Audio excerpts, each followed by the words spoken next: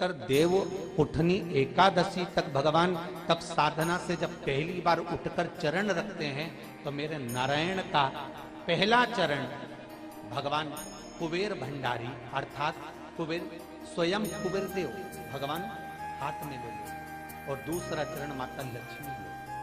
देखिए भगवान नारायण के एक चरण को हाथ में ले रहे हैं, दूसरे चरण को लक्ष्मी ले रहे हैं। मान लो कोई व्यापार में अगर तकलीफ हो,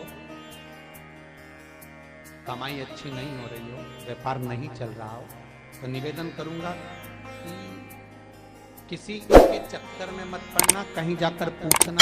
केवल देव उठनी एकादशी के दिन जो अभी आने वाली है कार्तिक के महीने में देव उठनी एकादशी, इस दिन भगवान विष्णु 5 महीने की योग निद्रा के बाद इस दिन जागते हैं, इसीलिए इसे देव उठनी एकादशी कहा जाता है। साथ ही साथ ऐसी मान्यता है कि इस दिन हल्दी, केले और केसर का दान करना चाहिए।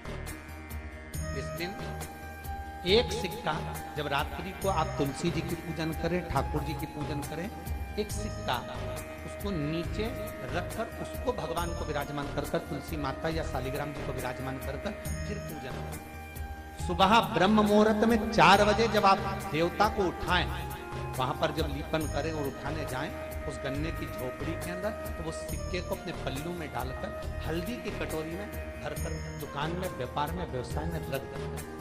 अगली एकादशी तक बताना जरूर कि कितना लाभ मिला, कितना कमाया आप, सूचना जरूर देना और बताना जरूर।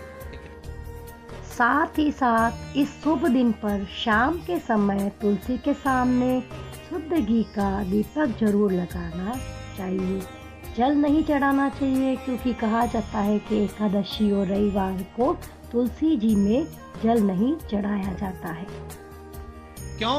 क्योंकि नारायण जब देव उठनी एकादशी पर उठते हैं, जब मेरे भगवान विष्णु अपना चरण नीचे रखते हैं, तो एक कुबेर और दूसरी स्वयं लक्ष्मी भगवान के चरण को अपने हाथों में झेल लेती है। तो जिस स्थान पर आप देवता को उठा रहे हो, जिस स्थान पर आप भगवान की आराधना कर रहे हो, जिस स्थान पर आप भगवान को जगाने का प्रयास कर रहे हो, वहां आप अगर लक्ष्मी को विराजमान कर देंगे तो नारायण का चरण और लक्ष्मी दोनों कुबेर के साथ हमें प्राप्त हो।